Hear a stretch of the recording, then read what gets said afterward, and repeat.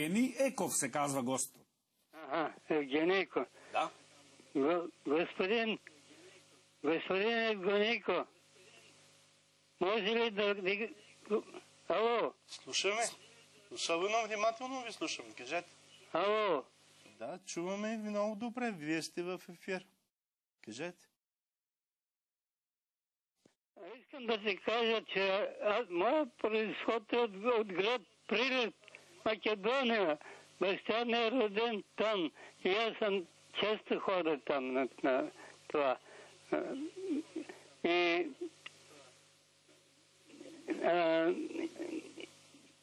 как да ви кажа? Да, повелете. Говорете. Да. Какви са вашите... Разбрали ме той? Разбрали ме? Да, разбрах ви. Какви са вашите Кажете впечатления? вашите впечатления от Прилеп. Вашите разговори са ваши от баща. Говорите, слободно. Да, така. Айде, повелете. Баща ми от Прилеп. Той там даже завърши. Аз имам роднина още там. И аз съм ходил там. Той баща ми от Прилеп завършил гимназия там и станал учител. След това в Първата световна война участвал, идва в България, става войник и участва в войната. И тогава се прехвърля вече в България да живее. Сега аз имам една идея как да се осъществи. Известно е, че в Беларус и Русия направиха така, че една държава са те фактически. Ние не можем ли с Македония, с България да направим това нещо?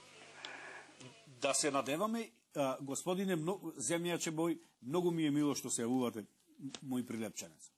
Вака, многу добро што имате такво желание, тоа го има и целиот народ. Но, власта не сака затоа да влезе македонизмот во Европејскиот сојуз, затоа што ќе паднат европејските граници на овој начин.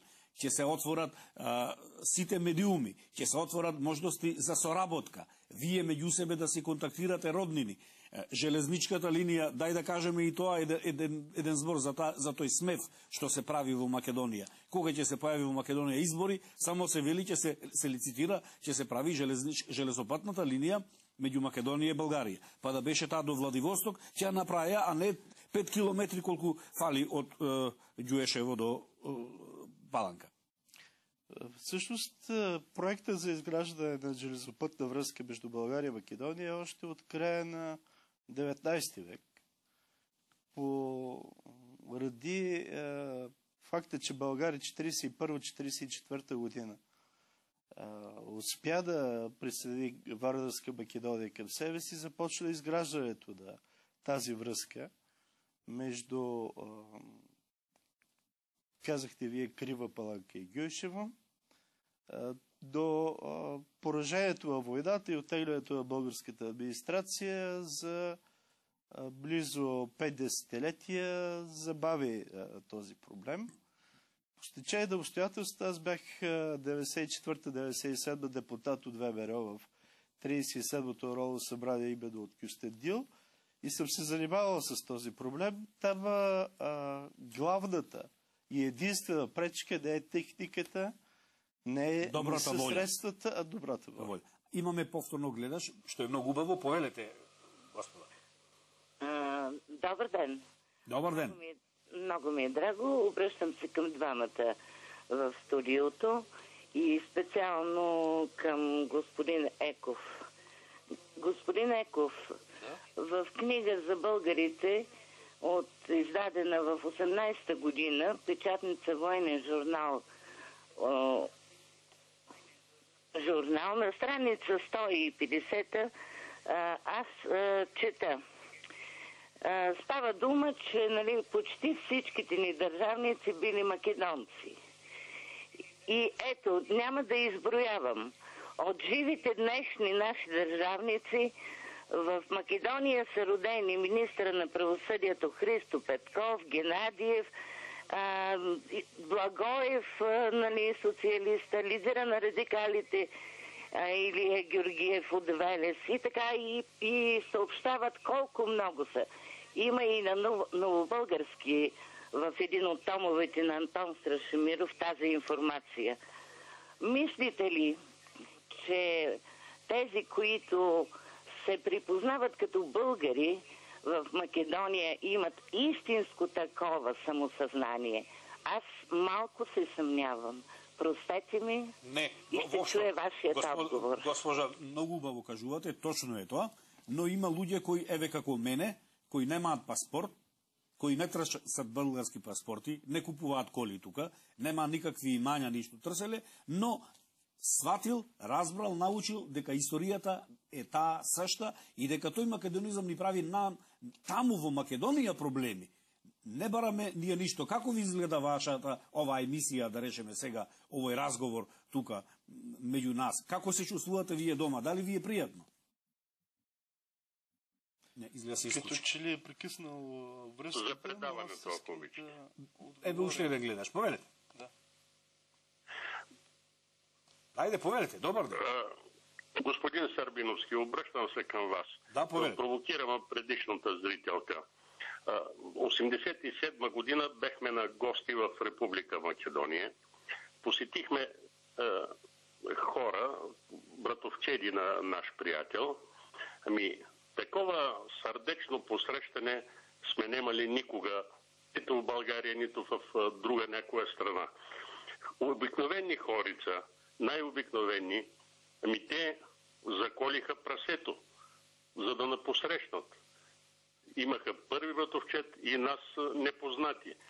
За какво да говориме? За какво национално самосъзнание? Мене ми е било много... Са българи по-българи, тези хора. Да, господин, мене ми е мило многу што сте биле така пречекани убаво в Македонија. Како ви изглежда оваа емисија со господин Еков?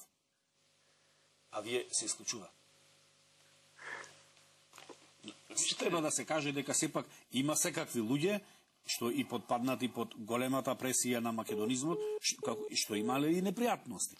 Луѓето нека се чувствуваат убаво, Македонија секој пат е отворена за вас, но со обични луѓе што не ги познавате, не влегувајте во расправи. Сепак убаво поминете си таму. И все пак да кажа две изречения в отговор на въпроса на зрителката. Да, аз напълно съм съгласен с вас, но и днес, въпреки че Македония обявява себе си за демократична и свободна държава, да се изявиш като българин, крие зад себе си много рискове, много проблеми. И затова тези, които го правят открито, все още са относително малко. Да. Еве имаме повторно гледач. Повелете. Добър ден. Добър ден. Чест и почитание към това предаване, което ме прави все повече и повече българка. Господин Сърбиновски, чест и почитание към вас. Но имам един въпрос, дай Боже да не се засегнете от него. Не за първи път ви гледам и ви слушам. Вие владеете прекрасно книжовен български език. А сега говорите на така наречения македонски книжовен език. Аз съм специалист в областта на езикознанието и на диалектологията и ще ви кажа нещо и ви моля, повярвайте ми. Ако в Югозападна България ви разбираме 1 към 1 или сравнително 1 към 1, на другите места, например Търговище, Плевен, Варна, Бургас, Елхово, Стара Загора, Нова Загора, този измислен език няма да ви разберат. Повтарям, аз съм ви слушала. Вие владеете прекрасно български книжовен език. Ако се обиждате...